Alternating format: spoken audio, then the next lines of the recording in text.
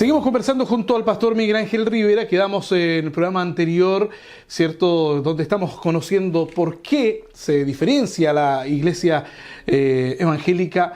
En este momento hablamos, pastor, a la iglesia católica, ¿no? Que esas son las dos diferencias. Pero quedamos en un tema importante, el estado espiritual en aquel momento. Antes que me responda esa pregunta, que nos haga un resumen de lo que hablamos el programa pasado. El cristianismo parte con nuestro Señor Jesucristo, los 12 discípulos que son transformados en apóstoles, Sí. menos uno, Judas, y luego el apóstol Pablo emerge como el gran apóstol a los no judíos y establece y funda iglesias por todos esos 50, 60, 70 primeros años. Y luego la iglesia sigue avanzando. Los padres de la iglesia, conocidos así como padres de la iglesia, discípulos de los apóstoles, siguen llevando el evangelio hasta que en el cuarto siglo, 333 en adelante, más o menos después de Cristo, el imperio se cristianiza, pero no de la manera que venía siendo, arrolladoramente producto de la evangelización, sino porque el emperador Constantino toma decisión de que el cristianismo sea la religión oficial del Estado. De tal forma que él entonces, y lo dijimos en el programa pasado, hace una llegada de paganos al cristianismo que no necesariamente entraron por la conversión, sino por ajustes políticos, sociales, económicos, etc. O sea, en el fondo, entra gente a la iglesia de Jesucristo que no entra por la vía del nuevo nacimiento a través del Espíritu y la conversión de su alma, sino que entra por decisión de conveniencia. Y de ahí para adelante, por 1000 años, en un resumen, pero muy resumido, o sea, yo dije con mucho respeto en ese momento, con mucho respeto, no estamos hablando de personas, la iglesia de Jesucristo se fue transformando en una iglesia muy poderosa en los hombros o de mano del obispo o del pastor en Roma, que se va, ¿cierto?, produciendo una sucesión. No dijimos el domingo nuestro tema pasado, pero muchas veces la sucesión del obispado, del pastorado en la iglesia de Roma, se fue traspasando entre la familia, una tras otra. Hay por ahí una historia de eso, hasta una serie de televisión, los Borgias. Entonces todo eso hace que exista un periodo oscuro en que la iglesia del Señor Jesucristo, y no digamos la 100%, porque hubo iglesias que se rechazaron a eso, se quebraron a eso, digamos, no siguieron esta primacía del obispo en Roma, que finalmente se transforma por allá por el siglo X en un abuso realmente grande sobre la fe, sobre el pueblo y sobre la doctrina. Es decir, al haber gente no cristiana, no convertida, que llega al poder como obispos, o sea, imagínate que llegan a haber obispos, pastores en la iglesia, incluso seguramente estos obispos generales o papas, que no eran convertidos, ya sabemos cómo era el estado de la iglesia. Entonces, cuando hacemos un pequeño resumen así, tan pequeño, no queremos faltar el respeto a nadie, pero sí la institución de la iglesia, fundada y establecida por Jesucristo, se va desvirtuando, oscureciendo, corrompiendo, banalizando, paganizando, que esto afecta al pueblo. Entonces, ¿cómo vivía la gente la espiritualidad al momento de la Reforma, en el 1517? ¿Cómo vivía la gente? Con mucha superstición. La iglesia romana lo que hacía era entonces mezclar el paganismo con la religión. Había adoración de las reliquias sagradas. Había el pago de indulgencias salvíficas. Tú sabes que en resumen eso, y bueno, hay todo capítulo en la historia sobre las indulgencias, es decir, para ser salvo, tener un día en el cielo, un día en la eternidad, tú tenías que pagar peregrinaciones como la que te mencionaba de Santiago de Compostela en España, el perdón de los pecados por dinero. Jesucristo finalmente era inexistente porque ahora existían otros intermediarios, hasta la Virgen María o la Madre de nuestro Señor, otros santos, los apóstoles, etc. La Biblia era inexistente para el pueblo. El pueblo no conocía la Biblia y los cultos, ya la liturgia era dada por un solo hombre, el sacerdote o el pastor de la congregación, y él hablaba en un idioma que no era conocido por el pueblo. Había una confusión doctrinal enorme. Mira, para mostrarte, uno dice, bueno, pero eso es parte de la historia, siglo 1500 allá atrás. Pero déjame decirte que hace años atrás, unos 10 años atrás, visité Punta Arenas la primera vez. Y en Punta Arenas hay un templo, hay varios templos católicos, pero hay un templo, esto es para que tú veas cómo la influencia de esta época, de este estado de la iglesia, no la iglesia de Jesucristo, el tronco, la raíz sana, sino cómo se corrompió la iglesia producto del paganismo, influye hasta el día de hoy en este templo, el templo católico Santuario María Auxiliadora, que está en Punta Arenas, la calle Sarmiento. Yo estuve caminando por el centro y llegué a este templo, me gustó, lo miró, pero más me llamó la atención, sobre su puerta principal hay una placa con una inscripción que la tengo aquí para leértela literalmente. Yo lo visité el año 2006. Dice, cuando tú ves la entrada principal del templo, visitando este santuario, se gana indulgencia plenaria una vez al día, concedida perpetuamente por decreto de la Iglesia Católica número 7126 del 27 de noviembre de 1947. ¿Qué me tienes que decir a eso? O sea, en otras palabras, cada fiel que pasaba por este templo que existe hoy en Chile, en Punta Arenas, ganaba una indulgencia diaria. Es decir, en palabras más simples, si yo iba al templo una vez a la semana, yo ganaba un día de salvación en la eternidad, solo por pasar por ese templo. A eso es lo que nos referimos. La Iglesia de Jesucristo engañó a la gente sobre la verdad del Evangelio. Y dice, parece raro, ¿no? La Iglesia de Jesucristo, pastor, está diciendo que nuestro Señor Jesucristo engañó. La Iglesia de Jesucristo que se paganizó, conocida como la Iglesia Católica, Romana, Apostólica. Es decir, la Iglesia que se fundó en Roma, que se corrompió producto de todo lo que ya explicamos en un programa pasado. Y ahí emerge la Reforma. Ahí emerge la Reforma de la mano de Martín Lutero. Ahí recién entra, ¿cierto?, a esta historia, este nombre. Ese era el contexto. Imagínate cuando uno recuerda el pasaje de Job, cuando ellos en latín, en sus promulgaciones dicen post tenebras lux, o sea, después de las tinieblas la luz. Es porque imagínate una iglesia de Jesucristo oscura, corrompida y absolutamente dañada en su mensaje salvífico a tal extremo. Y Lutero, bueno, es el más bullado, pero la verdad es que el movimiento de reforma está surgiendo en varios corazones en el mismo periodo. Pero ¿qué pasa ahí con Lutero en esa ¿cómo podemos llamarlo? Crisis espiritual.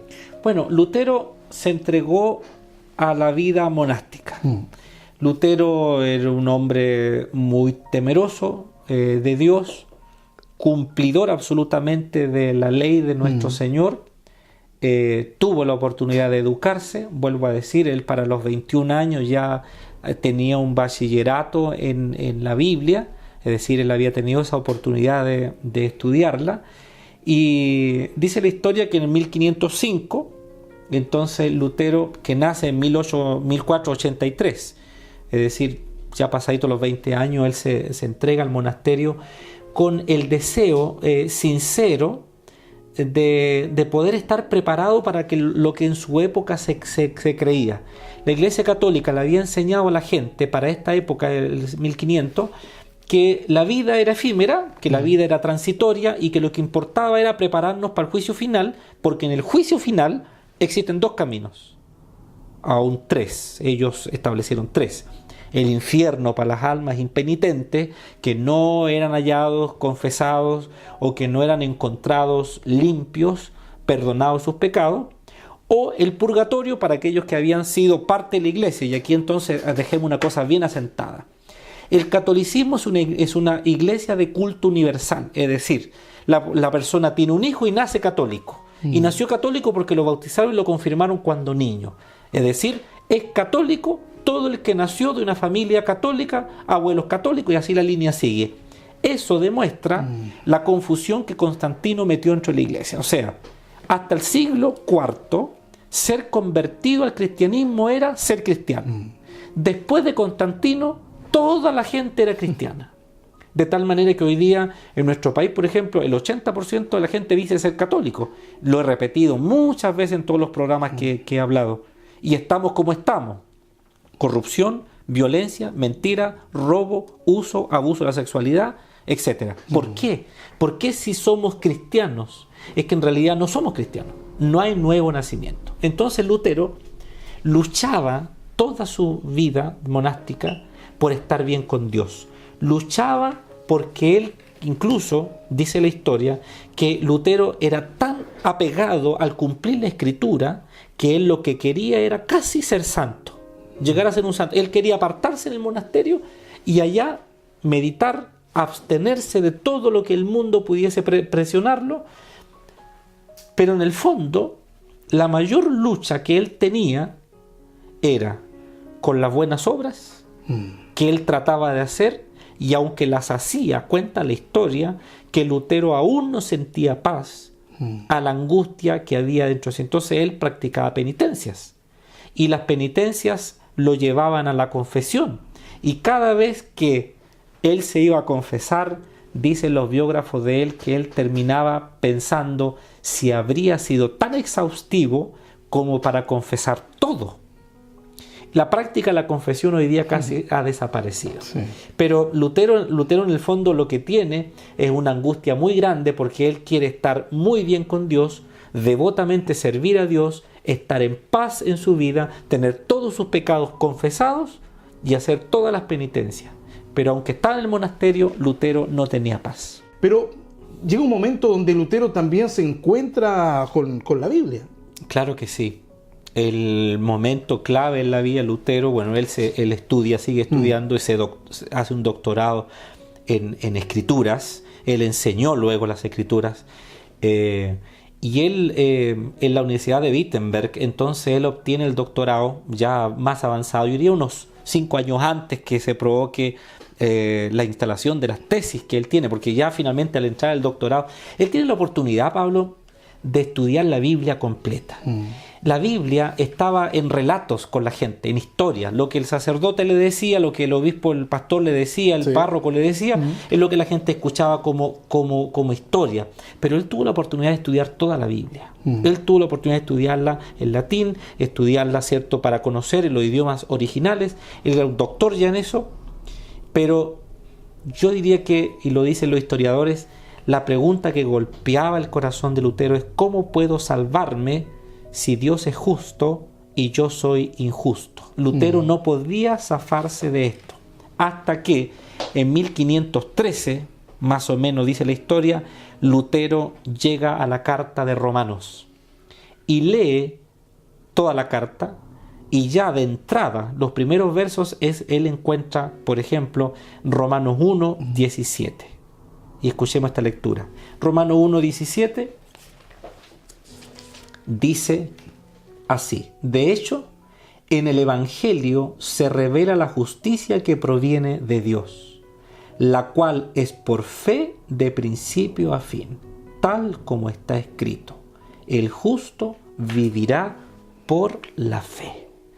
Y aquí Lutero entonces se le desarma todo este ajetreo católico de penitencias, buenas obras y confesión. Buenas obras, penitencia y confesión. Abstenerse de las cosas, abstenerse de alimento, abstenerse de la carne, y toda esta lucha que se le había enseñado no solo a él, sino que al pueblo entero. La gente creía que había que pagar para ser salvo. La iglesia vendía las indulgencias. Lutero es impactado cuando la gente no tiene dinero. Dice la historia que Lutero se ve enfrentado a sepultaciones de personas que son puestas en fosas porque no tienen dinero para ser sepultados en la iglesia. Bueno, ¿y no todos son cristianos? No todos eran cristianos. Lo mismo que pasa en Chile. Las personas que empezaron a convertirse al cristianismo ya no tenían cabida en los cementerios. El único registro oficial que había era el registro de bautismo de la Iglesia Católica. ¿Por qué razón? Porque la Iglesia Católica tenía supremacía sobre los gobiernos. En este minuto, por ejemplo, visitando México, en la explanada de las iglesias de la Virgen de Guadalupe, hay un sector, un edificio grande, bastante grande, circular, bien moderno, que es el bautisterio. Y ahí hay filas de gente esperando bautizar a sus criaturas. Y hay una oficina, entrando en el costado izquierdo, dice certificados. Y la gente paga por recibir un certificado de la iglesia, porque con eso les pueden matricular en los colegios. Tienen que acreditar que ellos son bautizados católicos. Tremendo. Así era el movimiento y la influencia de la iglesia. Entonces, yo creo, Pablo, que cuando Lutero se encuentra con la Biblia, él se convierte. Pastor, usted nombró muchas cosas, que es cierto, entre ellos las buenas obras y tantas otras cosas. Entonces, ¿en qué consiste el Evangelio? Lo que Lutero descubre, y esta es la respuesta a la pregunta, ¿por qué somos diferentes? ¿Por qué la iglesia evangélica es diferente a la iglesia católica? Es porque el Evangelio que no avergüenza, dice el mismo apóstol al escribir, de allí me anhelo de predicarle a la verdad, dice él, yo no me avergüenzo del Evangelio, pues es poder de Dios para la salvación de todos los que creen, de los judíos primeramente y luego de los gentiles. Entonces Lutero es remecido con esto, es remecido porque dice, bueno, el Evangelio es para los que creen, no es para los que solamente se martirizan la vida tratando de ser buenos. La justicia de Dios, descubre Lutero, no se recibe por obras o por méritos personales, sino que él, leyendo Romanos, descubre que es por fe. Y al tener fe y salvación, la consecuencia natural es que hay vida. Y Lutero no tenía paz, él no tenía vida, él estaba tratando en el monasterio de lograr su salvación a toda costa. Todos somos pecadores, y es lo segundo que a Lutero le estremece el corazón. Romanos capítulo 3, 2 y 3. Todos somos pecadores, y en este descarrío el ser humano, según lee Lutero en Romanos, el ser humano cambia la gloria del Creador por criaturas. Y esta otra cosa que lo asombra a Lutero, porque empieza a darse cuenta que la iglesia ha creado toda una maquinaria para poner a Jesús y algo más. Jesús y alguien más. Jesús y mi indulgencia. Jesús y la Virgen.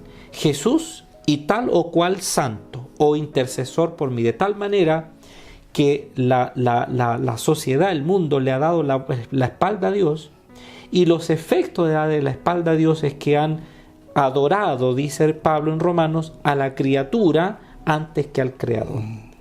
Las leyes, los ritos de la iglesia no salvan a nadie. Y él descubre esto, y Lutero entonces está tremendamente conmocionado porque él sabe que es pecador, sabe que está descarriado, que tiene que luchar cada día para ser salvo, pero resulta que Lutero llega al gran pasaje: el justo por la fe vivirá. Entonces, ¿fe en qué?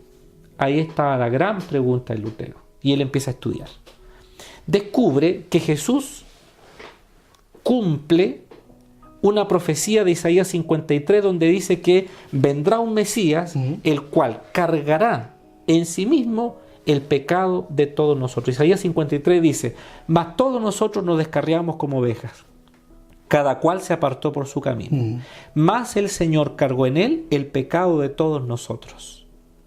Molido fue por nuestras rebeliones, fue golpeado por nuestras transgresiones, y el castigo de nuestra paz fue sobre él. Y Lutero se estremece.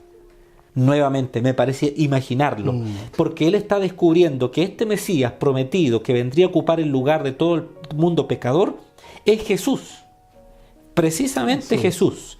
Este Jesús, según Marcos 10:45, dice: entregará su vida en rescate por muchos. Entonces, Dios, este Dios airado, este Dios que es santo, que es justo, este Dios que él ha conocido a través de la iglesia, una iglesia con peregrinaciones, con reliquias, con pago de indulgencias, con todo eso, este Dios dice: ni una de esas cosas son las que yo planeé, sino que llegará el día en donde Jesucristo, mi Hijo, se manifestarán en el mundo y Él cargará el pecado de todos nosotros. Fe en ese Jesús.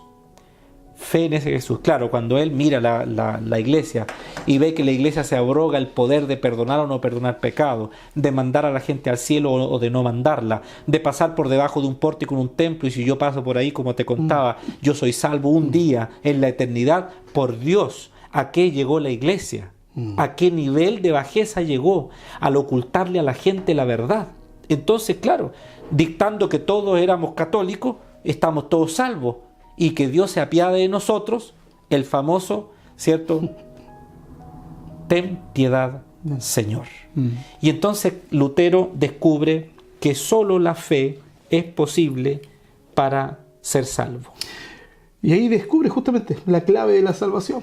Él está feliz. Él está feliz, seguramente hay una paz tan grande, porque la justificación, y esto lo quiero repetir con mucha calma, solo puede ser aceptado a alguien como hijo de Dios y salvo cuando pone su fe en aquel que justifica por medio de la obra de Jesucristo en la cruz.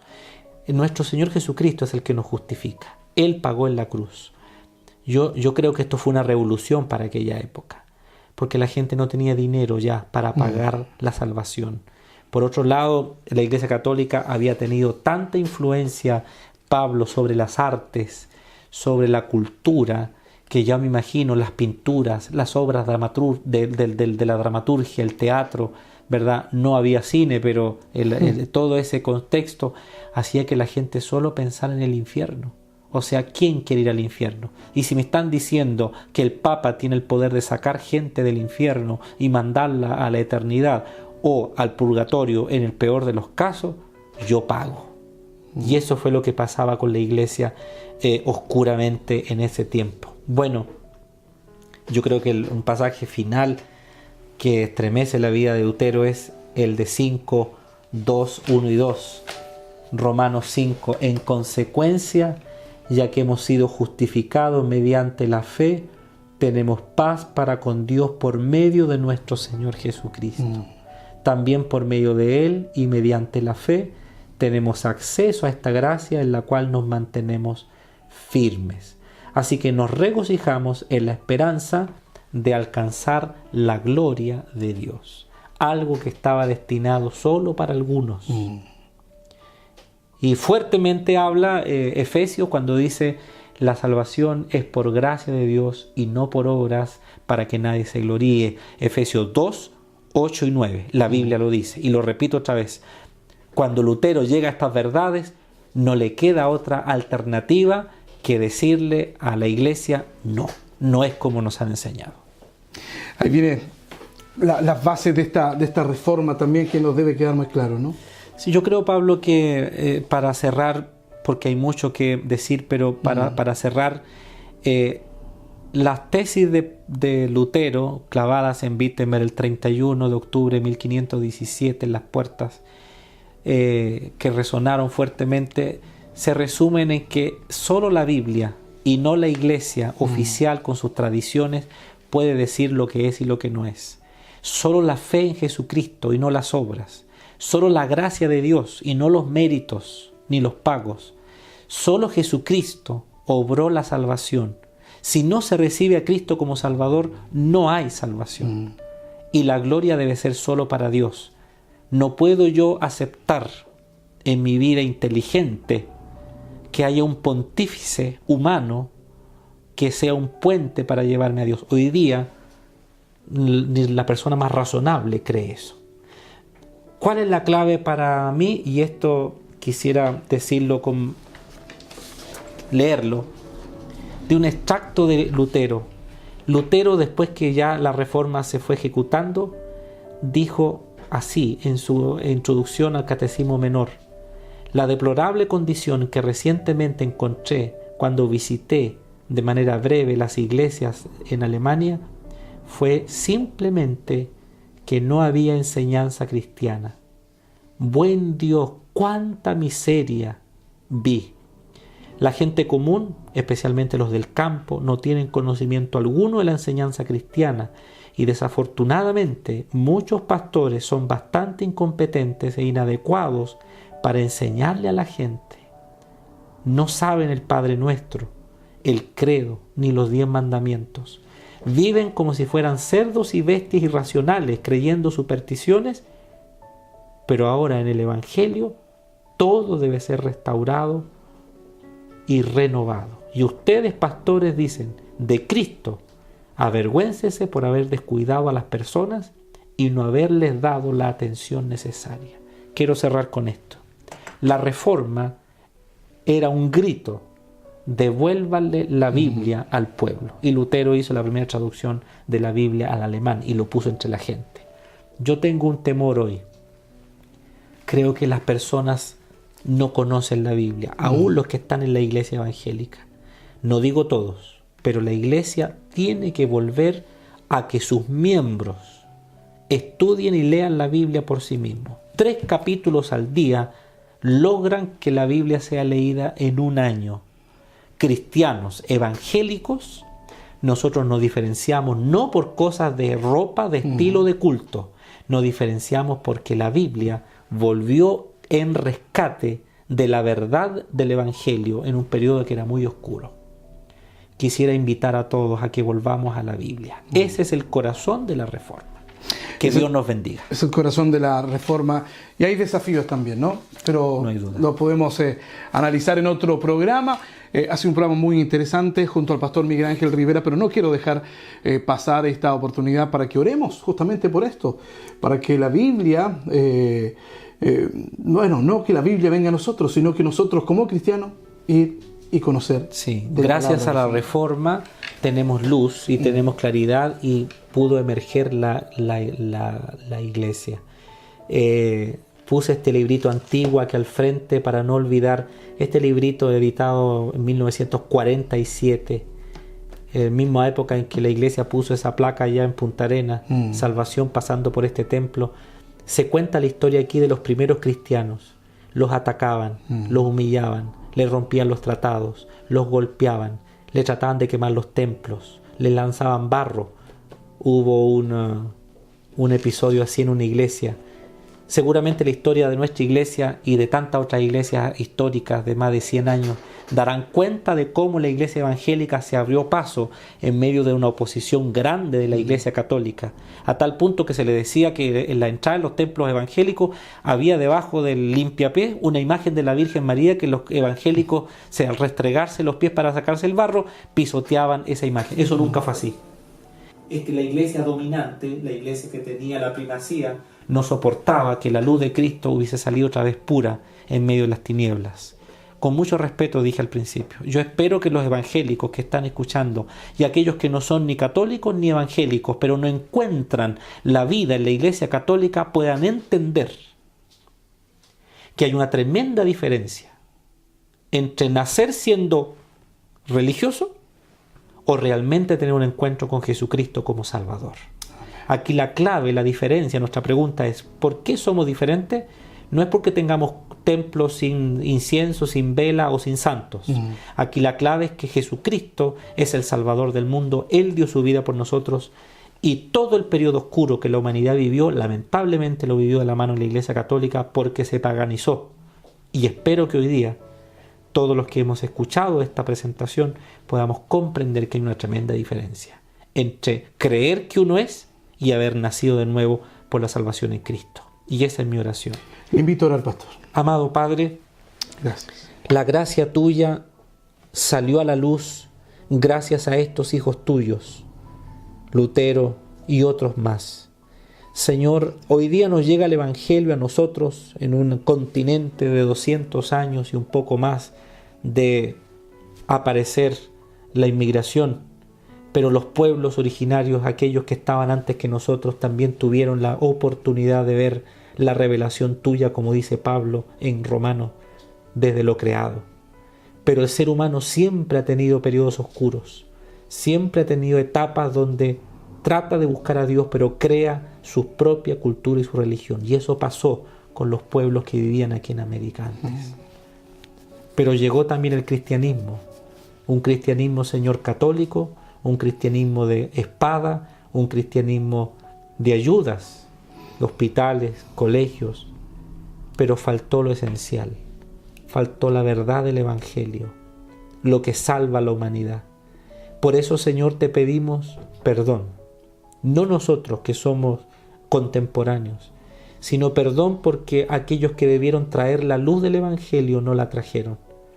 Señor, hoy día alumbra e irradia con claridad en medio de la oscuridad, y que todo aquel que necesite ser salvo comprenda que no es por obras, que no es por méritos, que no es por tradiciones, que no es por ceremonias, que no es por ritos, sino por la fe en Jesucristo, el Hijo de Dios. En el nombre de Jesús oramos. Amén. Amén. Gracias, pastor. Que Dios te bendiga, Pablo, bendiga tu vida, tu familia y tu fe. Muchas gracias. Y volvamos a la Biblia. Amén, así va a ser. Cariño grande a usted, a su familia también, por estar compartiendo con nosotros este espacio aquí en ASIM TV.